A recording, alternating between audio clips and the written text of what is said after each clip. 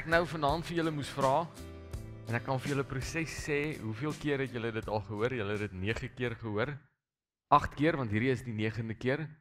Wat is die doel van die boek Johannes? Ek gaan vir julle die vers lees, en dan sê julle vir my die doel. Johannes 20 vers 31 sê, hierdie tekens is wel opgeskryf, sodat julle tot geloof kan kom, dat Jesus die Messias is, die Seun van God, en sodat julle deur aan te hou glo in sy naam, lewe kan hê. So wat is die doel of die doele van die boek Johannes? Om tot geloof te kom vir die ou wat nie glo nie, en lewe vir die ou wat al reeds glo.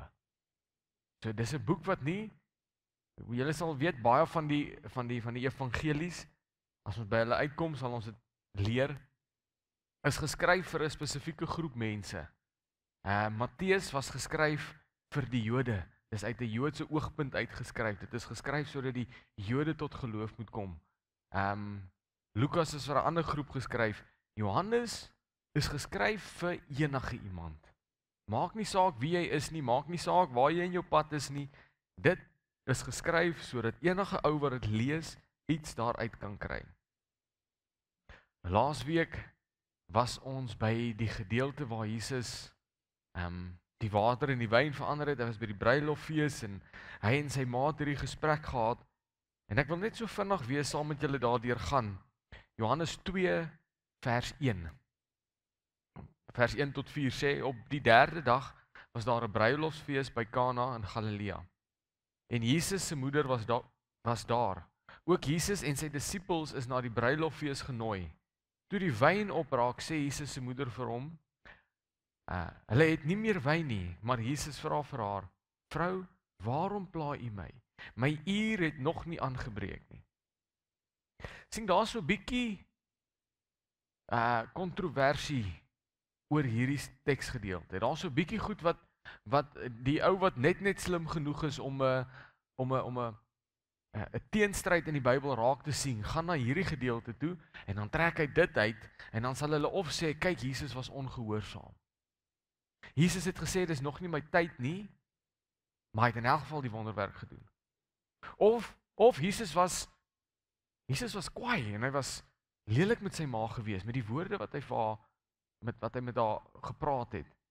En in ons navorsing en in ons woordskool laasweek het ons mekaar gesê, die vertaling hier is nie 100% wat dit moet wees nie. Wat beter woorde sou gewees het as hy vir haar gevra het, wat het dit met my te doen? Wat het die feit dat hulle nie wyn het nie, wat het dit met my te doen? Amper asof hy vir haar vra, wat wil jy hê moet ek daaromtrent doen? Nie waarom pla jy my nie, maar wat het dit met my te doen? En sien, baie mense sal hierdie uitmekaar trek om te sê, Jesus het homself weerspreek, hy was ongehoorsaam, of hy was net kwaai gewees. Maar ek dink nie dit was enige een van daai redes nie. Ek glo dat Jesus nie vir sy ma geantwoord het op die versoek om water in wyn te verander nie. Ek glo nie hy het daar geantwoord op die fisiese, uiterlike versoek wat sy gehad het nie. Ek dink hy het daar geantwoord op 'n meer geestelike, onuitgesprookte versoek. Die feit dat hy haar hart raak gesien het. Want, hoekom? Hy sê vir haar, my uur het nog nie aangebreek nie. Ek wil julle vat na Johannes 17 vers 1 toe, waar Jesus praat van hierdie uur waarvan hy verwys keer op keer, en ons gaan nou sien, in Matteus praat hy meer as een keer oor hierdie uur, maar die uur waarna hy verwys sien ons in Johannes 17 vers 1. Vers 1 sê, Jesus het hierdie dinge gesê, en toe sy oë na die hemel opgerig en gesê, Vader, die uur het aangebreek, verheerlik u seun, sodat die seun u kan verheerlik. So wat is die uur waarvan hy praat? Is die uur van verheerliking. Dis die uur waar hy homself sou bekend maak as die Seun van God. Hy sou homself bekend maak as die Messias, die een wat gestuur is, en wat outomaties sou gebeur wanneer Jesus dit gedoen het, wanneer daai uur aangebreek het, wanneer hy bekend gemaak word as die Seun van God, sou Maria outomaties vrygestel word, vrygespreek word van dit wat oor haar gehang het. Feit dat sy swanger geword het voordat sy saam met haar man was. So hy antwoord glo ek op daai onuitgesprookte versoek. Hoor wat sê Matteus 4 vers 8, want Jesus het 'n plan gehad. En ons sien dit reg deur sy lewe. Hy het die heeltyd 'n plan gehad. Matteus 8 vers 4 sê, Jesus het vir hom gesê, sorg dat jy vir niemand vertel nie, maar gaan wys jouself vir die priesters en bring die offergawe wat Moses voorgeskryf het as getuienis. Jesus genees hierdie man en in plaas daarvan om vir hom te sê, gaan vertel vir almal dat ek dit gedoen het, gaan sê vir hulle ek het jou genees, gaan maak my naam groot, maak dat ek verheerlik word, wat sê hy vir die man? Hy sê gaan en vertel vir niemand nie. Hoekom nie? Want dit was nog nie die uur nie. Hy moes nog nie verheerlik geword het nie. Matteus 9 vers 30 tot 31. En hulle oë is geopen. Jesus het hulle ernstig aangespreek en gesê, sorg dat niemand hiervan weet nie. Maar hulle het uitgegaan en die nuus oor hom in daardie hele omgewing versprei. Weereens, Jesus sê vir hulle, moet nie dit wat ek gedoen het gaan versprei nie. Moenie vir die mense gaan sê nie. Dit is nog nie tyd nie. Matteus 12 vers 15 tot 16 sê, toe Jesus dit agterkom, het hy daarvandaan weggegaan. Groot skares het hom gevolg. Hy het hulle almal gesond gemaak en gewaarsku om hom nie bekend te laat word nie. Daar is alreeds skares wat hom gevolg het. Daar is alreeds 'n groot groep mense wat geweet het, hier is iets spesiaals aan hierdie man. Daar's iets anders aan hom. En keer op keer sê hy vir hulle, moenie hierdie bekend maak nie. Moenie dit vir die mense gaan vertel nie. Want die uur het nog nie aangebreek nie. Dit was nog nie tyd vir hom om verheerlik te word. Sien, Jesus het 'n pas gehad waarteen hy al die goed gedoen het. Hy het 'n plan lank voor die tyd uitgesit gehad en gesê, hierdie is die tyd vir dit, hierdie is die tyd vir dit, hierdie is die tyd. Daar was stappe gewees in sy tyd hier op aarde, daar was stappe in sy bediening. Daarom sê hy vir die mense, moenie vir almal gaan vertel nie, maar gaan wys vir die priester. Moenie my bekend maak nie, moenie vir almal gaan vertel nie. Want hy het 'n pas gehad. En as ons al hierdie in ag neem, en ons kyk weer dan wanneer hy vir Maria sê, dis nog nie my uur nie. Want hy eintlik vir haar sê, dit is nog nie tyd dat ek bekend gemaak word nie. Dis nog nie tyd dat die mense moet weet wie ek is nie. Dis nog nie tyd nie. Hy het nie vir haar gesê, nee, ek gaan nie die water in wyn verander nie. Hy het nie vir haar gesê, nee, ek gaan nie hierdie wonderwerk doen nie. Inteendeel, en ek dink dit is wat jy laasweek ook gesê het, laas toe ons woordskool gehad het, is, hy wou haar help. Sy het na hom toe gekom en gesê, ons het 'n probleem, en sy het geweet wie hy is. Sy het volle vertroue in hom gehad dat hy dit kan doen. Sy het geweet hy is die seun van God. En ek dink nie sy antwoord was omdat hy haar nie wou help nie. Hy wou haar help. Sy antwoord was op die versoek op haar hart gewees. Dat dit is nog nie tyd dat die mense weet wie ek is nie. Vers 5. Sy moeder sê vir die dienaars, doen wat hy ook al vir julle sê. Hierdie, glo dit of nie, julle kan die hele boek van Johannes deur gaan lees en ons kan gaan kyk na die ander evangelies ook, maar sover my kennis strek, is hierdie die laaste woorde wat Maria spreek. Die laaste woorde wat ons lees uit haar mond uitkom, uit die evangelies. Ons lees weer van haar, ons lees dat sy in die boefretrek was, ons lees dat sy by die kruis was, ons lees dat sy was daar, maar dis die laaste wat sy gesê het. Haar laaste woorde was, doen wat ook al hy vir julle sê. Doen wat Jesus sê om te doen. Sy haal die fokus van haarself af. Sy het 10-10-1 'n rol gespeel by hierdie bruilofsfees. Sy het 10-10-1 of uitgehelp of was die daar was 'n, wat is die Afrikaanse woord, die gasvrou gewees vir die bruilof gewees. Ons is nie presies seker nie, maar die kanse is daar. Sy het 'n rol gespeel, want hoe anderste sou sy uitgevind het, daar's nie meer wyn, voordat die res van die mense uitgevind het. Want die kelners het seker vir haar gaan sê, hoorie, ons het nou 'n probleem, iets fout. So sy het 10-1 'n rol gespeel en sy haal die fokus van haarself af.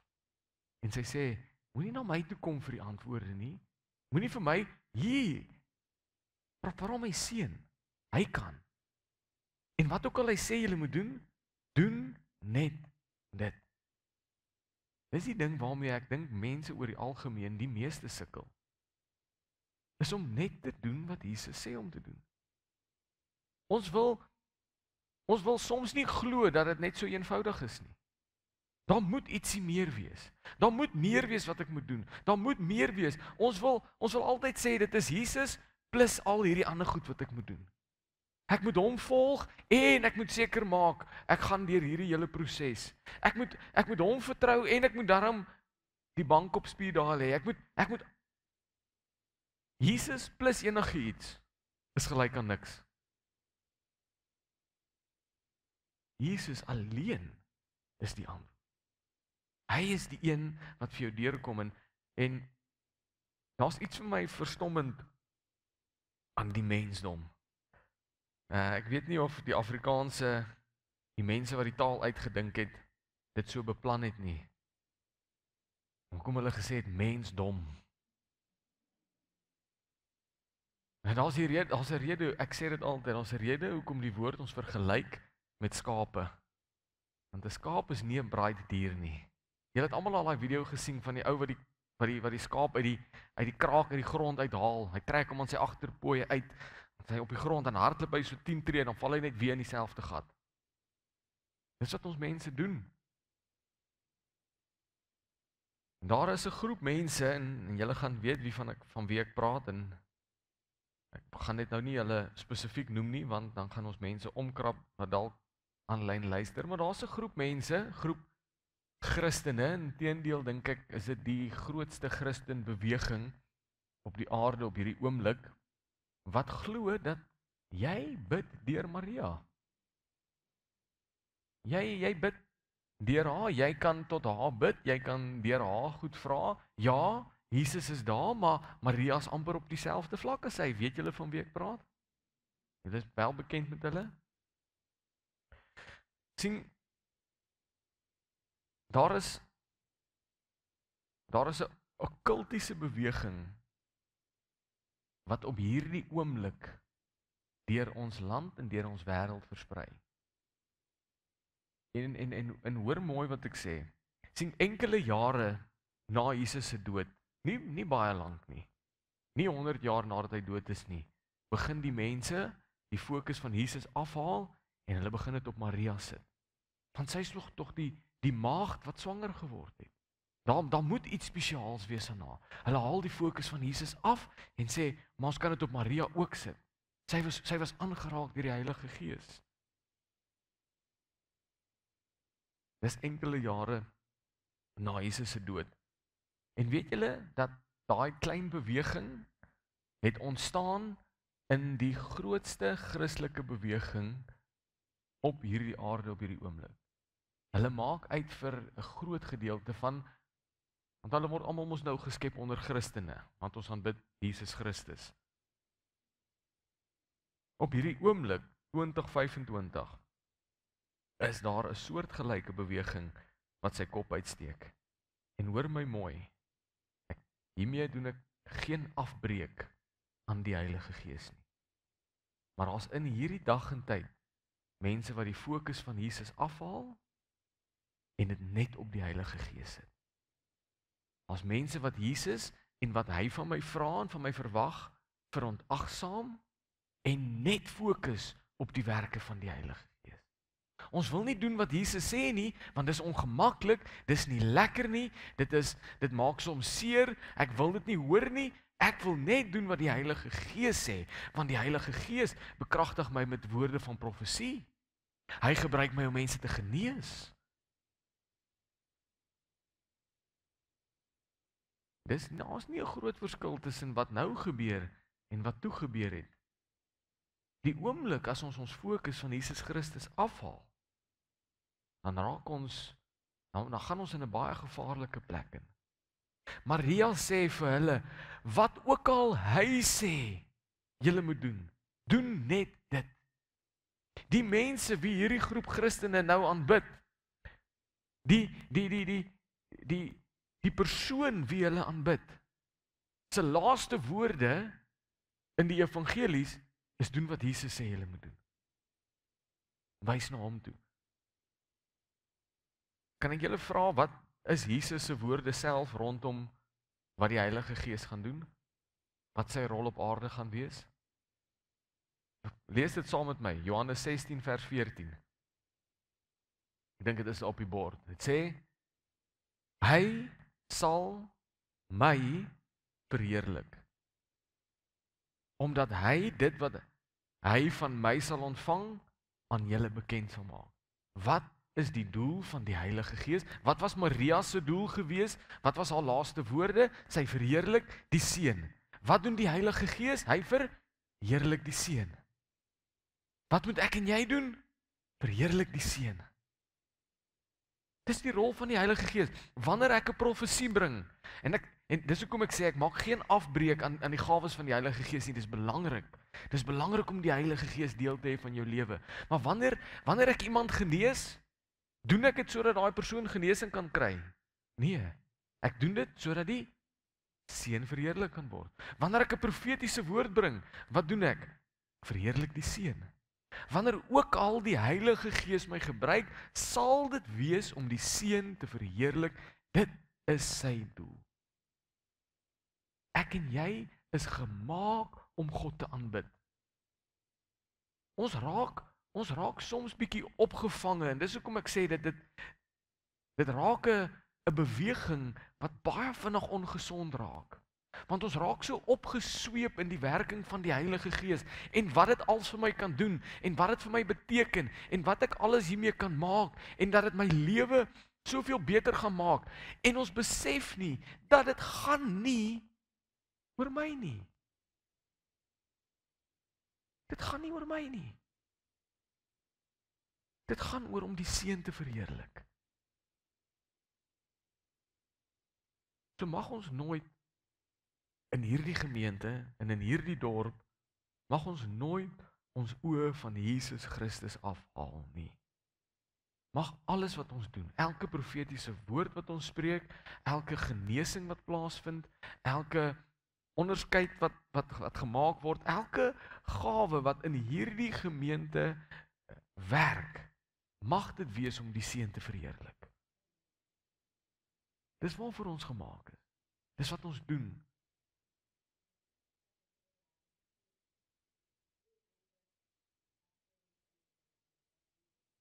Ja. Elkeen het sy plek. 100%. Daar was 'n baie lang tyd in geskiedenis gewees. Dit het begin, ek dink dit was in Azusa Street in Amerika, toe hulle vir die eerste keer weer die werking van die Heilige Gees beleef. Van na dit amper uitgeloop het en doodgeloop het onder die Romeine en die, nou gaan ons maar hulle name noem, onder die Romeinse Katolieke en al daai goed, toe die werking van die Heilige Gees maar begin doodloop. En mense het gefokus op Maria en Jesus.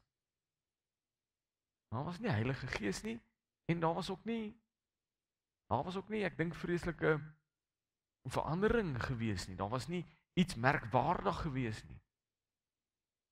En toe begin die mense so 'n bietjie afstig en hulle sê nee, maar dit gaan nie oor Maria nie, dit gaan oor Jesus alleen. En toe gebeur die Azusa Street Revival, waar ek dink hulle daar's stories en goed, en ons sal eendag daardeur gaan, waar mense die brandweer laat kom het, want dit het gelyk asof die kerk in die brand is, soos wat die Heilige Gees uitgestort het op daai plek.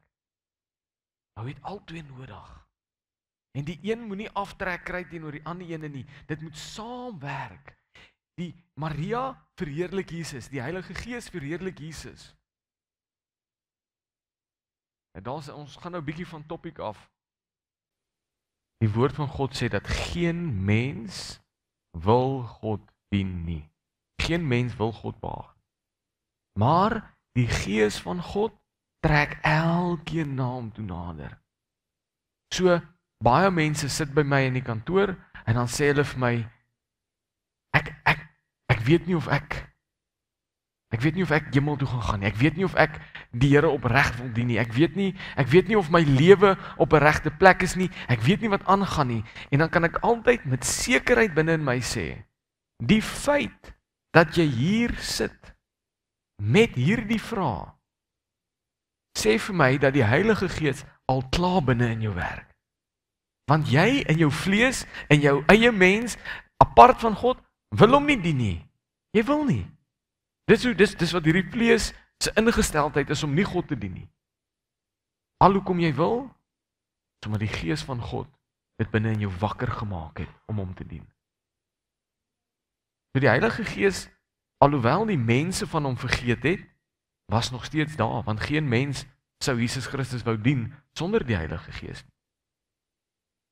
En dis waar wat Phil ook sê, jy moet deur Jesus Christus ook gaan, om die Heilige Gees in jou lewe in te nooi. Kom ons voordat ons heeltemal van topiek afgaan in 'n hele ander preek hier afstig. Vers 6 tot 8 sê, daar het ooreenkomstig die reinigingsgebruike van die Jode 6 klipkanne gestaan, wat elk tussen 2 en 3 metritus kon hou. Vers 7, Jesus sê toe vir hulle, maak die kanne vol water, en hulle het dit tot bo toe vol gemaak. Daarop sê hy vir hulle, skep nou daarvan, en neem dit vir die hoofkelner. Hulle het dit toegedoen. Ons is so geneig om sekere gedeeltes in die woord van God amper so vinnig verby te scan, want dit lei tot 'n groter gedeelte, of dit kom net na 'n baie bekende vers. En ons is almal lief vir Johannes 3 vers 16. Maar het jy al gesien hoeveel waarde is in Johannes 3 vers 17? Want die Seun van die mens het nie gekom om te veroordeel nie.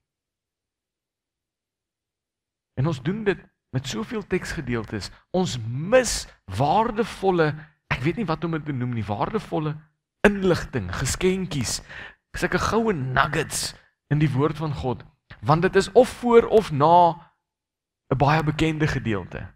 En hierdie gedeelte is net is net voor Jesus nou die water in die wyn verander, en ons mis so 'n gedeelte hierso ook. Sien, daar's baie waarde in hierdie 3 verse vir jou wat dalk vanaand hier sit en sê, ek voel ek wil reageer op wat Maria gesê het. Maria sê, doen net dit wat Jesus sê. As jy vanaand hier sit en jy sê, Here, in my lewe, ek wil net doen wat U sê. Ek wil gehoorsaam wees. Here, ek sal enigiets doen. Kan ek gou sien, wie sit hier vanaand en voel, Here, ek wil net gehoorsaam wees. Ek wil net doen wat U sê ek moet doen. Ja, soos almal daar. So, die kelner se optrede wys vir ons drie belangrike stappe. Stap nommer 1 is absolute gehoorsaamheid. Jesus gee die opdrag, en wat doen die kelners? Hulle doen eenvoudig net dit. Niks meer nie, niks minder nie. Absolute gehoorsaamheid. Maria sê vir hulle, dit wat hy sê, dit moet julle doen. En wat doen die kelners? Net dit wat hy sê. Jesus sê, vat hierdie groot klipkanne en gaan maak hulle vol. Vat hierdie kanne en maak hulle vol water. Stap nommer 1, absolute gehoorsaamheid. Stap nommer 2, deursettingsvermoë. Die dienaars maak hierdie groot kanne vol water sonder om te weet wat volgende gaan gebeur. Sonder om te dink, okay, maar wat gaan ek met hierdie water moet doen? Moet ek hom tot heel bo vol maak? Moet ek hom halfpad vol maak? Kan ek gou vir julle sê, die klipkanne tussen 2 en 3 meters kon hou. Weet julle, hoeveel is een so kan dan? Om en by tussen 75 en 100 liter vir een so kan. Daai kelners het nie gestop, want En dis hoekom ek soms dalk bietjie langer vat as die normale mens om 'n eenvoudige opdrag uit te voer, want my eerste reaksie is hoe gaan ek hierdie ding optel en vat tot daar waar die water is en hoe gaan ek hom terugbring as hy vol is? So my logika sê, kyk, kry 'n kleiner skepding dan nou en begin stap en maak vol water. Hou aan vol maak. Die deursettingsvermoë om te sien, Here, ek doen nou iets, U het gesê ek moet dit doen en dit maak nie vir my lekker sin nie, maar ek gaan aanhou om dit te doen. Daai deursettingsvermoë om hierdie kanne vol water te maak, dis nie klein kanne nie, dis groot kanne. Dit vat deursettingsvermoë. So eerstens, die eerste stap vir jou wat reageer op Maria se opdrag wat sê ja, ek wil Here, ek wil gehoorsaam wees, ek wil dit doen. Stap nommer 1 is gehoorsaamheid, doen wat hy sê. Stap 2, deursettingsvermoë. Hou aan om dit te doen totdat die opdrag verander. En dan die derde ene wat ons seker die meeste mee sukkel, is geduld. Die kelners het nie 'n idee gehad waarmee Jesus besig was. Vir ons 2000 plus minus 2000 jaar later is dit maklik. Ons weet wat in die volgende verse gaan gebeur. Ons weet die water gaan in wyn verander. En dit is vir ons maklik om te dink as ek daar was, man, ek sou gehardloop het met daai water want ek het geweet wat kom. Maar Jesus se uur het nog nie aangebreek nie. Sit jouself in daai kelner se skoene daai tyd. Hulle het nie 'n idee gehad wie Jesus was nie. Hulle het nie geweet dat hy kan doen wat hy doen nie. Hy was nog nie bekend gemaak nie. Al wat hy tot dusver toe nog gedoen het, is hy sy disippels geroep. So hier kom vir hulle, vir alle praktiese doeleindes, 'n wildvreemde ou hier aan. En hy sê, maak die kanne vol water. En ek kan net dink dat daar moes so 'n bietjie vraagtekens ontstaan het, soos maar Here, nie, hulle sou nie eens toe eers vir hom gesê het, Here, niemand hulle weet nie. Maar ek en jy kom op daai punt waar ons vra, Here, hierdie maak nie sin nie. Hoekom moet ek dit doen? En ons raak ongeduldig want ons sien nie die effek nie. Ons hou aan water in hierdie kanne tap en dis water, hulle die mense soek wyn en ons maak die kanne vol water, hier kom 'n probleem.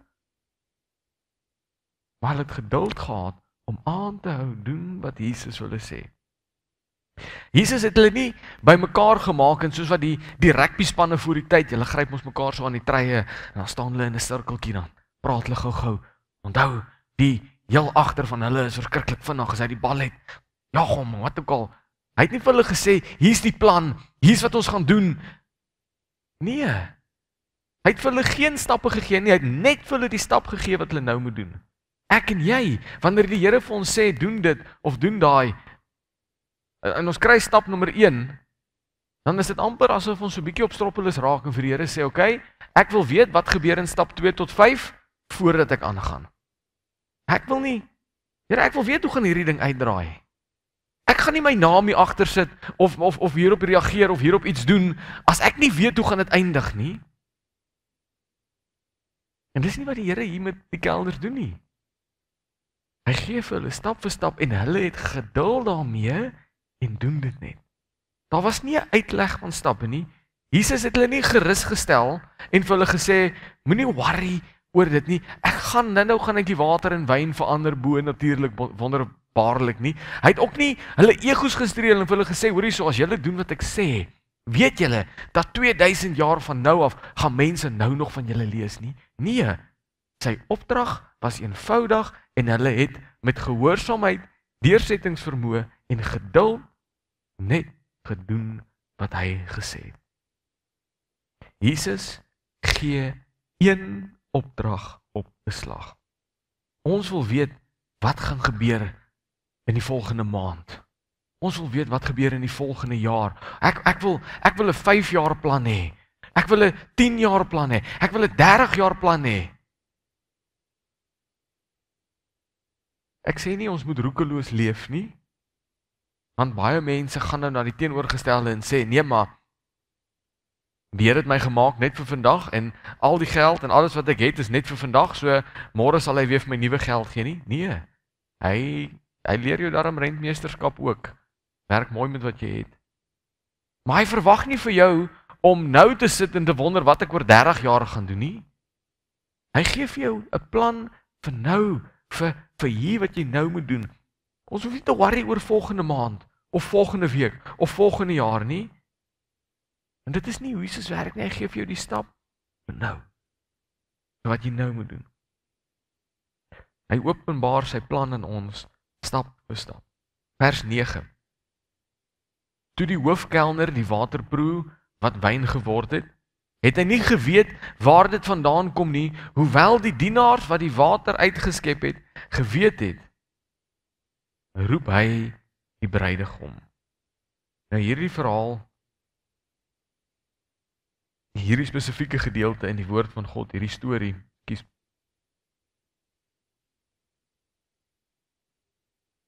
is bekend by gelowiges en ongelowiges. Jy kan omtrent vir enigiemand gaan vra oor, ken jy die storie toe Jesus die water in die wyn verander het? Dan gaan hulle vir jou sê ja. Of jy nou glo of nie, want ons weet dit. En hierdie, ja, ek dink hierdie verhaal het populêr geword vir al die verkeerde redes. Maar sien, as ons selfs by die bruiloftfees in Kana was, en ons het nou ook daaroor gepraat, as ek en jy ook daar was, sou ons 10-10-1 nie eers geweet het wat Jesus gedoen het nie. Ons sou nie geweet het uit die water in wyn verander nie. Die hoofkelner het nie eers geweet dat 'n wonderwerk plaasgevind het nie. Hoekom nie? Hoe weet ons hy het nie geweet nie? Want wie roep hy? Hy roep die bruidegom. Hy roep nie vir Jesus en sê, hoor hierso, kom staan hier voor, sien julle hierdie man, hy het die water in wyn verander nie. Hy roep die bruidegom, want dit was die bruidegom se werk om te sorg vir die wyn. Jesus was toe nie die bruidegom nie, ek weet dit kan so 'n bietjie de mekaar raak, maar dis nie die bruidegom waarvan hy praat nie. Hy praat van die bruidegom wie se bruilofsfees dit was. Hy roep hom toe nader. Niemand gee vir Jesus die erkenning nie. Al wie geweet het, was die kelners. Die wat die minste geag was by die bruilof. En die ding wat my en jou soms so baie ontstel, is wanneer ons nie erkenning kry vir wat ons doen nie. Ek dink dit is waarvan die meeste seer in die kerk ontstaan. Dis want ek kry nie erkenning vir die tyd of die moeite wat ek ingesit het. En erkenning is nie altyd 'n slegte ding om te soek nie. Erkenning, ja, erkenning gekoppel aan hoogmoed en jaloesie en al daai goed is nie goed nie, maar daar's 'n gesonde soeke na, man, ek doen iets en ek wil net graag hê iemand moet raak sien dat ek iets doen. Dit is nie altyd noodwendig sleg nie. So die meeste seer, of van die plekke waar die meeste seer veroorsaak word, is wanneer mense nie voel hulle kry erkenning nie. Maar Jesus se heel eerste wonderwerk wat hy gedoen het hy geen erkenning voor gekry nie. Die hoofkelner laat roep die bruidegom, want hy het nie geweet dit was Jesus nie. Mense was verbaas. Want ons sal nou sien, hoekom was hulle verbaas? Hulle oë het gerek, maar niemand het na Jesus toe gestap en vir hom gesê, "Joh, dankie vir jou moeite, hier's vir jou 'n boks chocolates nie." Niemand het hom vorentoe geroep en hier op die verhoog gesit en gesê, sien julle vir Jesus, hy het al hierdie vir ons gedoen, kom ons gee vir hom 'n lekker hande klap nie. Maar ek en jy, ons wil dit najaag. Ek wil so omgekrap en kwaad raak wanneer ek nie erkenning kry vir dit wat ek gedoen het nie. Jesus het vir baie lank in sy bediening vir die mense gesê, ek sal jou help, maar moet asseblief net nie vir iemand sê nie. Ek wil nog nie die erkenning hê nie, ek wil nie die erkenning daarvoor kry nie. Ons moet versigtig wees om goed in die kerk of vir ander mense te doen as ons erkenning najaag. Moenie erkenning najaag nie. Wanneer Jesus vir jou 'n opdrag gee en hy sê vir jou, kom ons gebruik 'n voorbeeld, 'n argumentsonderhalwe. Die Here stuur my na oom Benny toe en hy sê, gaan bid vir oom Benny se knie. dat die Here dit sal genees en gesond maak. En ek kom daar aan en ek bid vir sy knie. En die Here doen 'n wonderwerk en hy genees sy knie. Hoe durf ek erkenning soek daarvoor? Dit is mos nie ek wat enigiets gedoen het nie, ek was net die instrument. Daai krag het nie uit my uitgekom en sy knie gesond gemaak nie. Dit was nie uit my emosies of uit my verstand uit wat hy gesond het. Dit was nie omdat ek spesiale hande gehad het nie. Dis omdat Jesus dit gedoen het. En dis vir ons maklik om te verstaan. Ek kan nie die erkenning kry wanneer iemand genees word nie. Maar wanneer ek mos nou 'n redelike donasie aan die kerk maak, dan is dit mos nou so 'n bietjie anderste. Dis mos nou my harde werk gewees. Dit is geld wat ek gegenereer het, wat ek nou vir die kerk gegee het. So nou verwag ek daarom so klein bietjie erkenning. Ek verwag daarom nou so bietjie. Nee. Dis presies dieselfde as die ou wat genees geword het. En wie die Here gebruik het om die genesing te doen. Die feit dat ons die geld het om te gee, is ook alles Jesus Christus se werk gewees. Is ook hy wat my toevertrou het met daai geld. Dis hy wat dit vir my gegee het sodat ek dit, kom ons gebruik nie die kerk nie, vir iemand gegee het. Net nou dink jy ek skimp nie. Alles wat die Here deur my doen, moet hy die erkenning voor kry.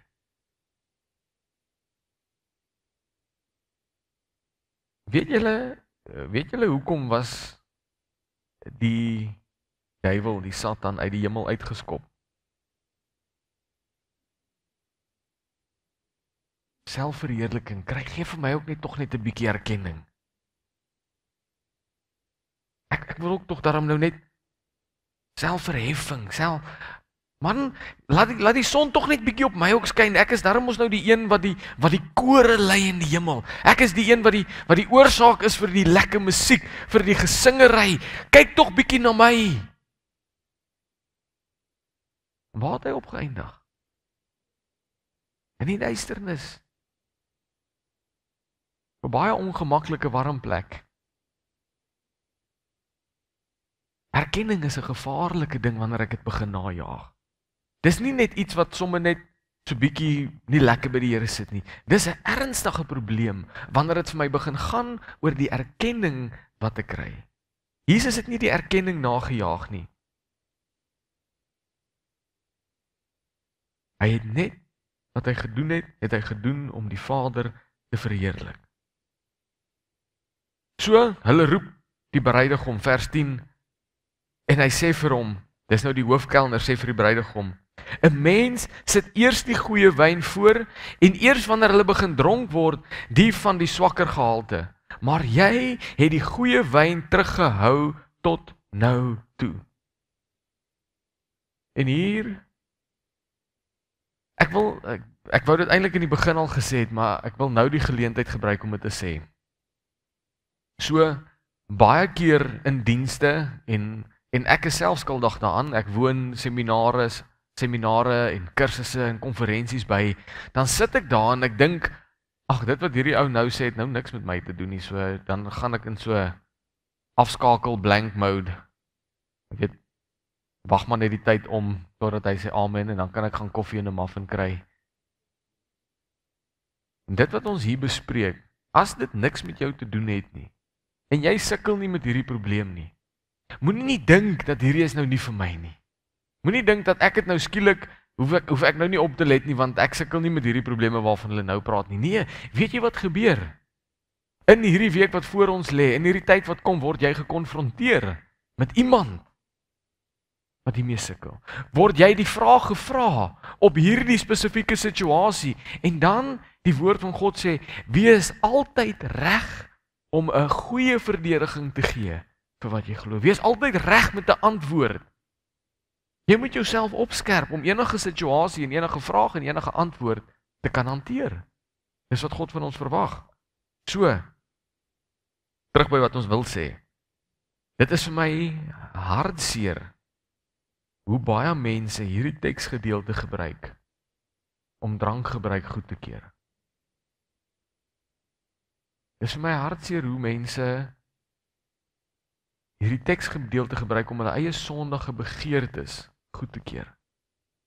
Want Jesus het water in wyn verander, in wyn, by 'n partytjie waar mense alreeds dronk was. En dis wat die hoofkelner mos nou sê. Hoor wat sê hy?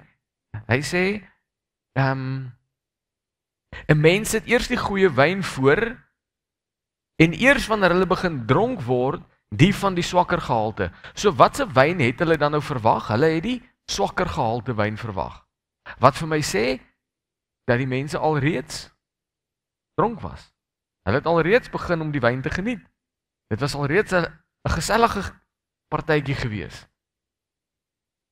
So hier kom Jesus en hy verander water in wyn by 'n partytjie waar mense alreeds dronk was, so die Here keer drink goed. Dit is nou so, moenie met my stry nie, moenie vir my sê dis iets anders te nie. En die hartseer is hulle kies gedeeltes in die woord om te glo. Want dit kom uit so 'n eerbare plek uit. Ek is net gehoorsaam aan wat die woord van God sê. Die woord van God sê Jesus het in water en wyn verander. Ek doen net, dit staan dan in die Bybel. Ja, oké. 2 Timoteus 4 vers 3 tot 4 sê, want daar kom 'n tyd wanneer hulle die gesonde leer nie sal verdra nie, maar omdat hulle ore gestreel wil word deur wat hulle hoor, sal hulle vir hulle leermeesters na hulle eie begeerte uitsoek. Hulle sal hulle doof hou vir die waarheid en hulle tot versinsels wend.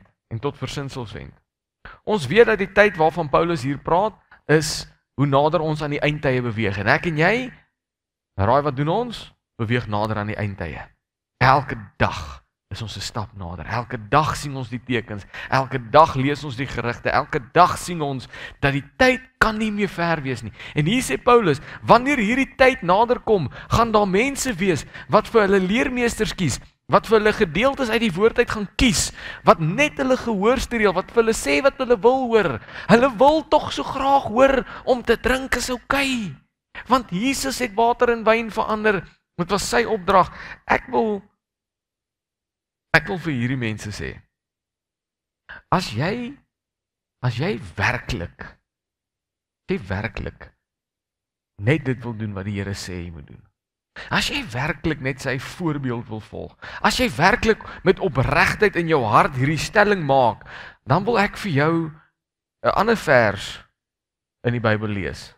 Lukas 22 vers 18 sê, want ek sê vir julle, van nou af sal ek beslis nie weer van die vrug van die druiwestok drink, totdat die koninkryk van God gekom het nie.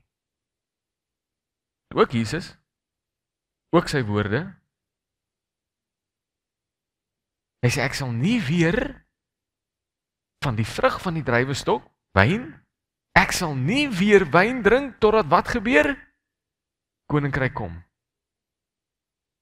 So as jy dan nou werklik net sy voorbeeld wil volg, as jy dan nou werklik so opreg is in wat jy sê, dan moet jy ook nie weer van die vrug van die druiwestok drink, totdat die koninkryk weer kom. Dan moet jou volgende slukkie wyn in die hemel wees, saam Jesus Christus. As ons dan nou so gaan redeneer, verstaan julle? Ons kan nie aanhou om net woorde, enkele gedeeltes uit die skrif van God uit te kies, wat vir ons lekker is, wat vir ons sin maak, wat ons aanvaar, wat my lewe lekker maak, wat dit net vir my gemaklik maak, wat maak dat ek kan doen wat ek wil. Dit is op 'n dwaalspoor. Die effek van alkohol, en ek gaan dit sommer nou hier sê, die effek van alkohol is oralste. Want almal begin deur om te sê, ek sal dit kan beheer, man. Nee, maar ek is nie 'n lightweight. Ek kan dit hanteer. Weet julle wat? Almal se gesprekke het so begin. Almal. Ek het statistiek gaan opsoek en die statistiek is vreesaanjaend. 45.5% van Suid-Afrikaners is swaar drinkers.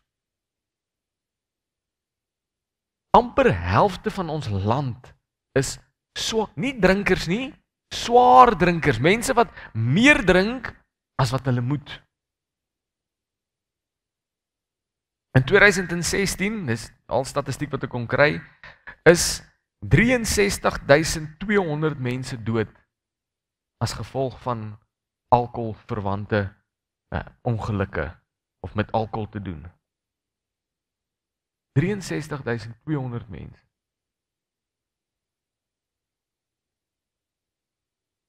Almal het met dieselfde idee begin. Ek sal dit kan hanteer, ek sal dit kan beheer. Almal het dieselfde. Dit vernietig lewens, dit vernietig families, dit vernietig kinders, dit vernietig loopbane. So,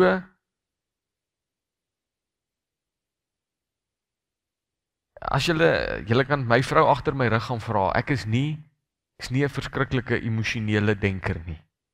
Dit is bitter min wat ek emosies gebruik in my denkproses. Ek dink logies oor 'n saak.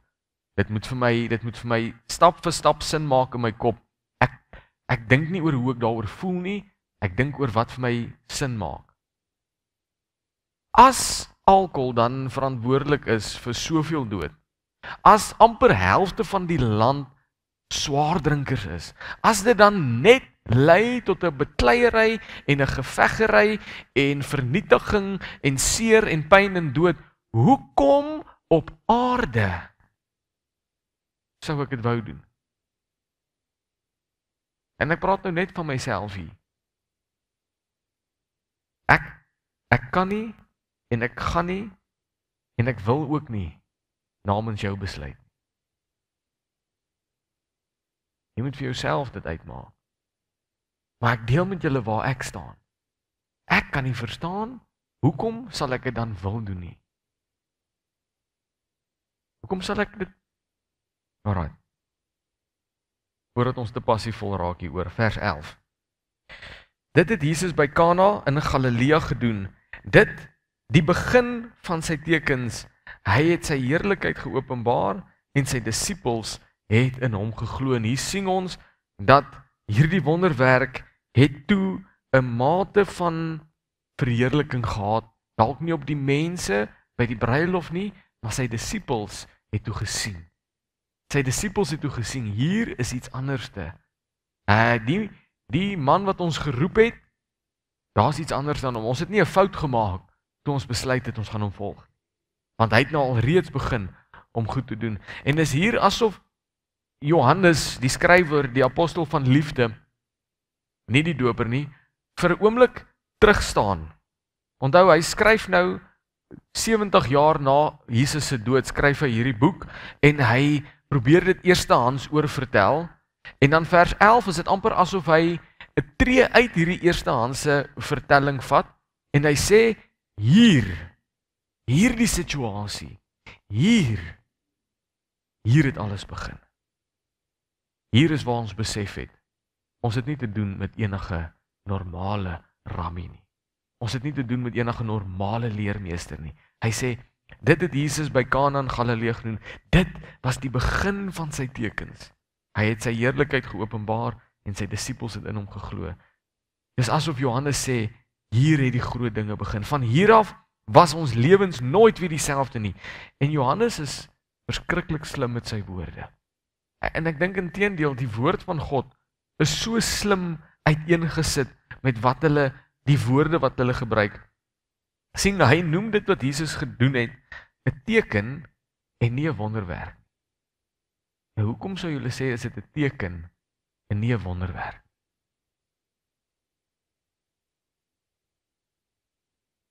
Wonderwerke, glo dit of nie, gebeur.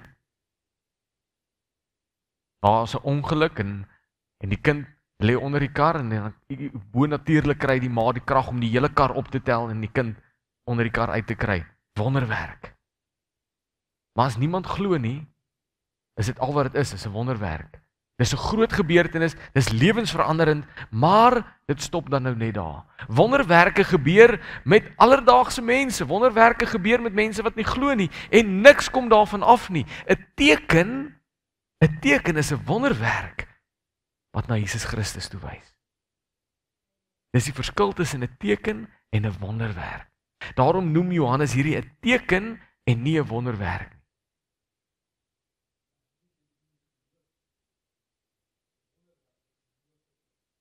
Definitief.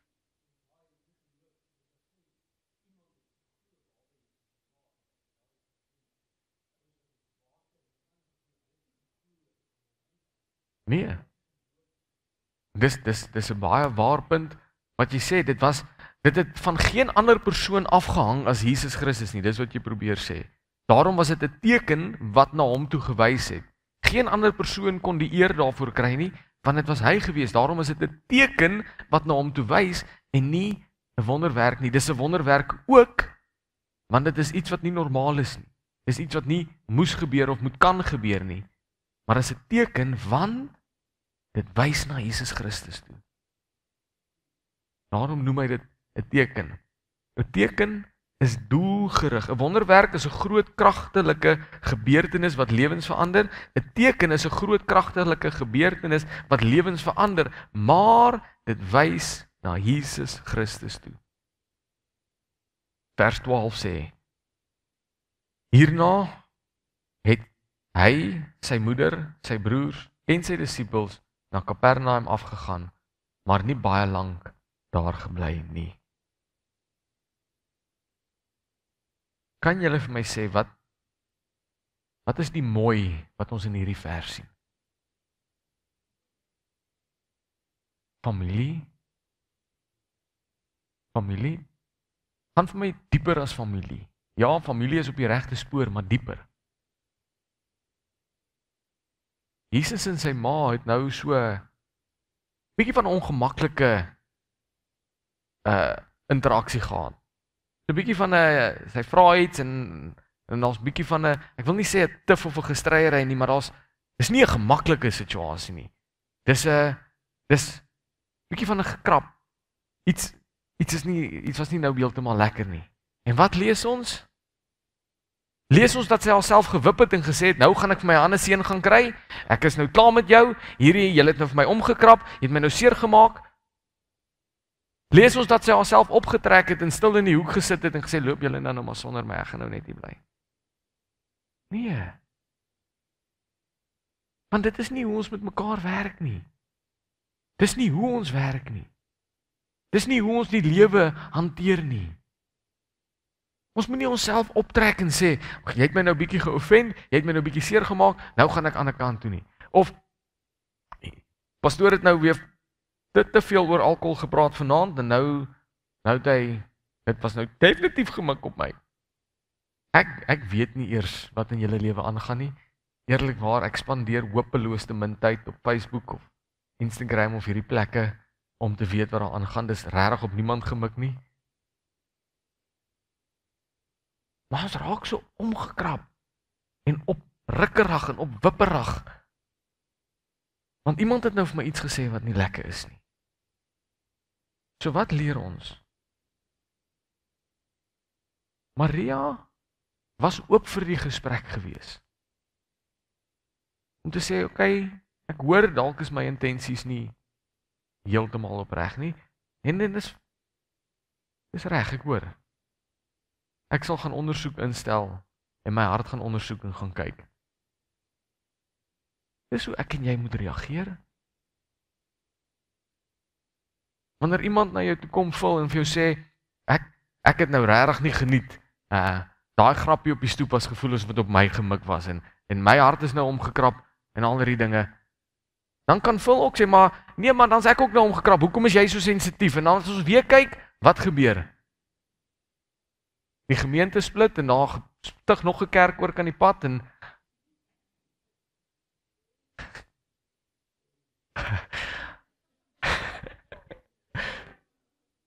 die regte reaksie sou wees. O, ek hoor. Ek het nie bedoel, dit was glad nie op jou gemik nie, maar ek sal 'n bietjie ondersoek instel in myself en kyk of dit onmiddellik is die angel uitgehaal. Weet julle hoe sensitief is mense? Daar's 'n grapie, ek kan nie onthou, ek onthou net die punchline, so ek sal nou maar die res invul En dan hoop ons hy slaan dieselfde. 'n Man is op 'n eiland gestrand vir kom ons sê 20 jaar. En hy's siels alleen daar. Dis net hy en die bome en die plante en die see en die strand en daar's niemand anderste nie.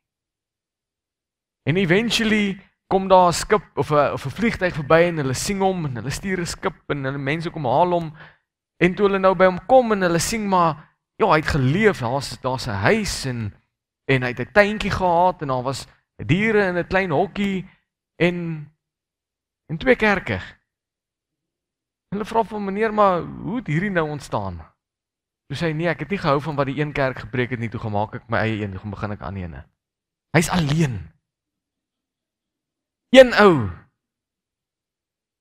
Dis hoe sensitief ons is. Want moet nou net nie hier in my slaai kom krap nie. Moenie vir my sê, ek probeer, ek weet ek kan ook soms sensitief wees. Ek probeer regtig hard om in my eie hart te werk. Ek is die laaste ou, dink ek, glo ek, hoop ek, wat myself gaan wip as jy na my toe kom en vir my sê jy het 'n probleem met my. Sê vir my. Ek sal eerder wil luister wat is die probleem, sodat ek nie nog iemand omkrap nie. Sodat ek nie aanhou om te doen wat mense omkrap en seermaak en kwaad maak nie. Kom sê eerder vir my, ek wil graag weet. Want een van 2 goed gaan gebeur. Of ek gaan jou kan reghelp en sê dit is nie my bedoeling nie, dis nie hoekom ek dit gedoen het nie. Ek dink daar's 'n misverstand tussen ons. Of ek gaan 'n beter mens uitstap aan die ander kant. So dis 'n wen-wen. Ek wil vir julle 'n interessante ding leer oor offense, aanstoot. Dis in die King James weergawe van die Bybel, Matteus 24 vers 9 tot 14.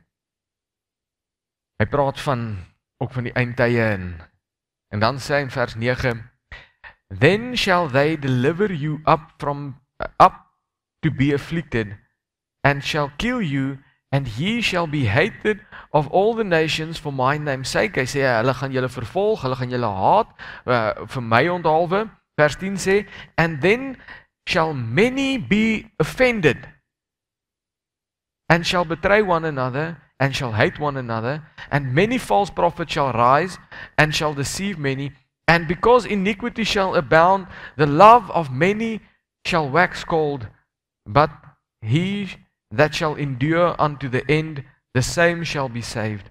And this gospel of the kingdom shall be preached in all the world, and the witnesses unto all the nations, and then shall the end come. Wat is die eerste stap vir die hele appelkar om te val? And then shall many be offended. Dis die eerste stap om alles omver te gooi. Want nadat jy offend, wat gebeur volgende? Jy betrei. Iemand het my seer gemaak, so ek loop nou agter sy rug. Het jy gehoor wat daai persoon gesê het? Kan jy glo hulle doen sulke goed? Want ek is nou offend, so ek gaan jou nou terugkry. Ek gaan nou goed van jou sê vir ander mense sodat jy ook bietjie seer kry. Offense, dan betrei. Van betrei ontstaan haat. Want nou hoor daai ander persoon wat ek gesê het, hy hoor wat ek nou teruggedoen het en nou is ons in konflik. En as ons dit nie oplos nie en ons sorg dit nie uit nie, dan eindig ons op om mekaar te haat. En dan staan daar valse profete op en baie word verlei en ongeregtigheid is oralste. Hoekom? Want mense het offended geraak. Mense kon dit nie hanteer as iemand vir hulle sê, hey, ek dink jy's verkeerd in hierdie situasie. Kyk, ek dink is Jakobus wat sê dat ons moet mekaar in liefde reg help. Daar's 'n gesegde waarmee ek nie altyd saamstem nie wat sê offense is never given but always taken. Ek hoor, maar as jy na my toe kom en sê, "Joh, Jaak, het jy al oorweeg om dalk jou hare aan 'n kant toe te kam, Want die manier hoe jy dit nou kom is nie vir my, dit lyk net nie heeltemal lekker nie. Dan sal ek ernstig, as ek by die huis kom in die spieël gaan staan en dink, "Sjoe, ander kant toe." Nee, dalk terug. Maar kom na my toe en sê vir my, hoorie so, dit lyk asof 'n regterhand se koei jou gelek het, kan jy net iets anders aan jou hare doen? Dan gaan ek vir jou sê, los my hare uit, dit het niks met jou te doen nie. As ek so mooi gaan reageer. So soms die manier hoe ek ook na iemand toe stap, bepaal die uitkoms van die gesprek. Die manier hoe ek iemand nader, die woorde wat ek die gesprek mee begin, verander die uitkoms eintlik heeltemal. Om mekaar in liefde reghelp. Want al hierdie goed, die hele appelkar wat omval, begin by aanstoot neem. So laat toe dat God met jou werk. Laat toe dat hy deur ander mense tot jou spreek en vir jou sê wat is daar in jou hart waarin jy kan werk. Of vergewe en beweeg aan. Vergewe en laat gaan. Want aan die ander kant kan ek jou beloof, gaan jy altyd, maar altyd 'n beter mens uitkom. Maar al wanneer jy jouself gaan indoen, is as jy dan nou gaan aanstoot neem en 'n geveg begin en 'n risie begin. Ons sien 'n mooi gedeelte in hierdie teksgedeelte. Hierna het hy, sy moeder, sy broers en sy disippels na Kapernaum afgegaan, maar nie baie lank daar gebly nie. Hierdie vinnige, ongemaklike gesprek, nie gemaak dat hulle nou uitmekaar uitspat en nou sien ons nie oog tot oog nie en ons kan nie, nee. Ek dink Johannes was aspres om te sê, hierna het hy, sy moeder en sy broers. Want weet jy wat gebeur wanneer iemand aanstoot neem? Daar word kampe gevorm. Vinnig kry ek gou vir my 'n klomp mense wat dieselfde as ek voel en nou het ek backup. Maria kon na al Jesus se broers toe gegaan het en het julle gehoor hoe praat hy met my? Het julle gehoor het julle gesien hoe hanteer hy my? Ek is dan mos nou sy ma. En voordat ons weer sien, is Jesus se ma en sy broer en almal kwaad vir hom. Dis nie wat sy gedoen het. Sy het dit gevat in liefde en dit 10-10-1 verwerk en dit 10-10-1 deurgegaan en 10-10-1 besef dat die onuitgesproke versoeke van haar hart, haar intensies was nie heeltemal opreg nie en sy het aanbeweeg. En sy was beter daarna. Kan dit 'n voorbeeld wees vir my en jou? Vir hoe om die goed vorentoe te hanteer. Amen. Kom ons sluit die oor en bid ons saam. Here, weer eens vanaand loop ons harte oor van dankbaarheid, Here, vir u woord. U woord is so ryk, Here, u woord het soveel wysheid, Here, u woord bevat soveel insig vir elkeen van ons oor elke situasie wat ons pad langs kom. En Here, my gebed, Here, is dat u Heilige Gees ons sal herinner wanneer dit nodig is, Here, aan dit wat u ons alreeds geleer het. Here, ons sit hier want ons het die brandende begeerte om 'n verskil te maak in u koninkryk. Ons is hier, Here, want ons wil onsself verryk en onsself in staat stel om bruikbare, heilige offergawes vir u te wees, Here. Here, daarom vra ons, Here, dat u die grond van ons harte sal voorberei sodat die saad wat deur u woord gesaai is, Here, op vrugbare grond in ons harte sal val, Here. Sodat daai vrug van daaruit groei, Here, u sal verheerlik.